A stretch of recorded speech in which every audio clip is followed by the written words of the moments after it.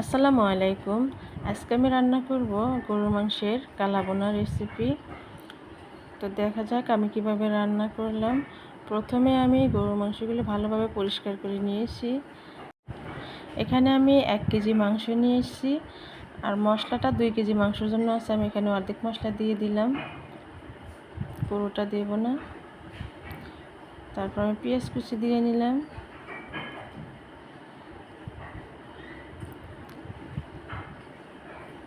আদা বাটা, রসুন বাটা 1 চামচ, আর সরিষার তেল দিয়ে তারপর দিব 1 চামচ সয়া সস,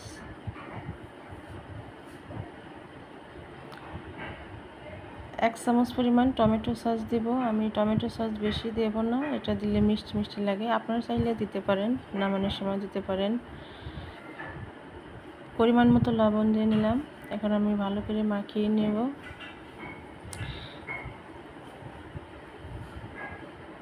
মাখানো হয়ে গেলেই আমি পানি মিক্স করে প্রেসার কুকারে রান্নাটা বসাই। যাদের হাতে সময় খুব কম থাকবে তারা এভাবে প্রেসার কুকারে দিয়েও কিন্তু কালাভুনা রান্না করতে পারবেন। আমি আজকে প্রেসার কুকারে দিয়েই রান্না করব।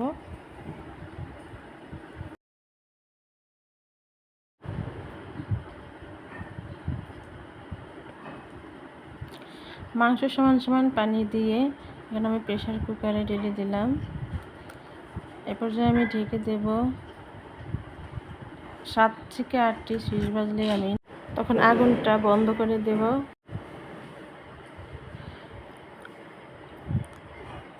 আগুনটা বন্ধ করার আগে ভিতরের হাওয়াগুলি বের করে নিতে হবে, তা না হলে ঢাকনাটা খুলবে না।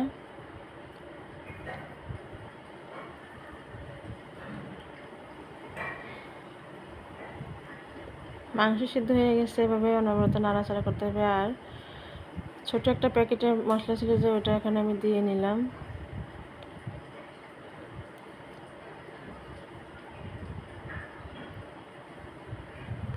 আর এখন পেঁয়াজ কুচি করে রেখেছিলাম, ওগুলো দিয়ে দেব।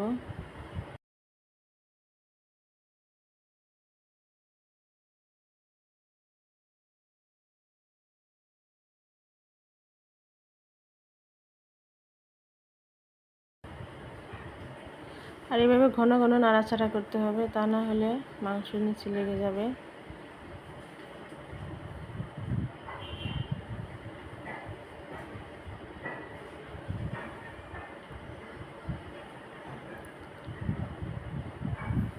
এ পর্যায়ে ঝোলটা শুকিয়ে আসছে, আরও নাড়তে হবে যে পর্যন্ত ঝোল না শুকিয়ে যাবে।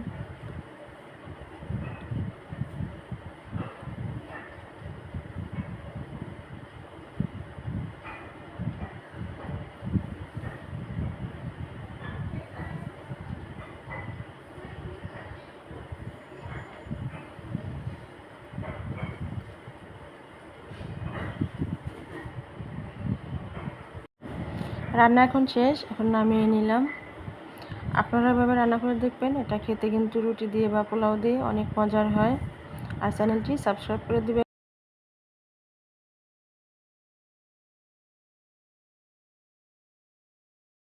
আমার চ্যানেলটি সাবস্ক্রাইব করে দিবেন।